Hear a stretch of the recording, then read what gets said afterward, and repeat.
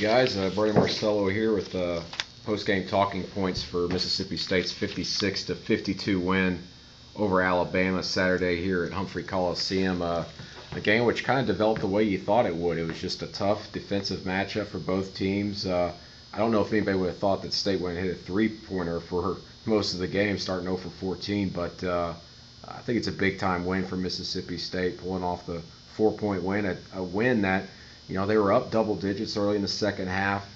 Alabama made its run, made some adjustments, and you felt like, you know, Mississippi State's got to make some adjustments here of their own. And it seemed for a while there they weren't going to be able to do it, but D. Boss was able to step up, hit some shots. He had been struggling, and for the second straight game here in the SEC, he hit the big shots when he needed to. And really the last three home games, he's been pivotal for the Bulldogs pulling out these wins, and that's what you need from your senior. And D. Boss actually shot the ball fairly well tonight. He started 3 for 5. I remember at one point hit a slump there, ended up finishing 6 for 13, but hit 3 straight three-pointers to really push State ahead at one point. With 2:35 remaining, he hit a three-pointer a little bit over 2 minutes remaining to tie the game, and then end up hitting the one to go ahead with about 1:35 remaining. And obviously, big-time play there with 3.4 seconds left on the inbounds pass.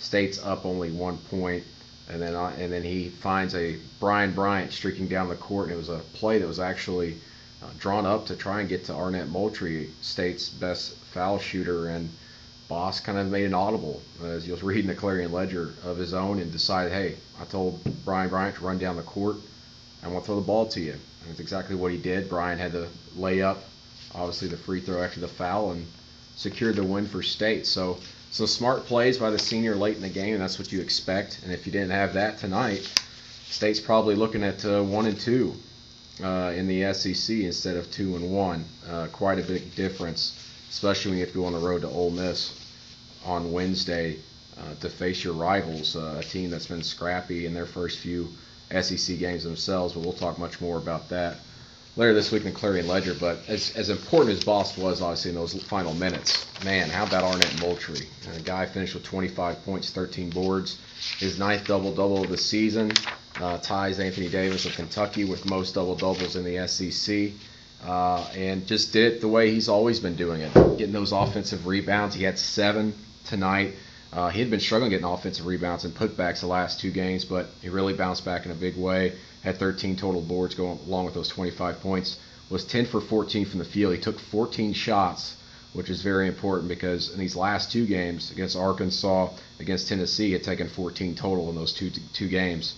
Big time stat there, and he had a stretch there where he was just unstoppable. No one was boxing him out, it seemed like, and he had 14 straight points in the latter minutes of the first half, going into the second half, and 16 of 17 points for the Bulldogs. Just a big time performance. And how about this? How about Renardo Sidney? Let's give him some due. He played well on defense. He was tired at times, but he had a big play near the end of the game to kind of get Alabama out of its own rhythm. Jermichael Green, as Rick Stansbury said, Green, Alabama's big-time forward, as Rick Stansbury said, just couldn't find his comfort zone really tonight.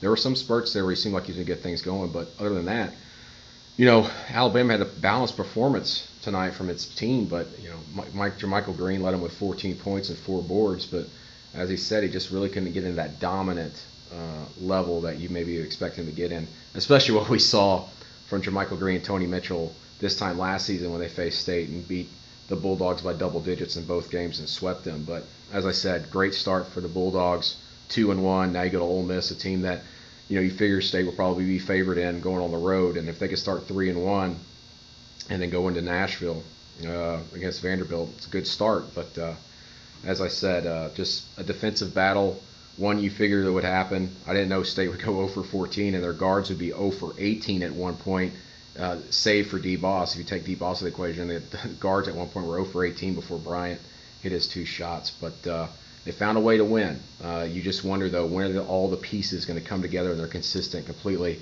I don't know if you'll ever really get that in 1 or 2, 2 or 3 straight games, but to get it in one game, especially when you go on the road these next couple of games, would be big for the Bulldogs. We'll keep our eye on that. But I think it's going to do it here for my talking points after State's 56-52 win against Alabama. The Bulldogs will next travel to Oxford to face Ole Miss at 8 o'clock Wednesday night, and I'll see you there. Thanks.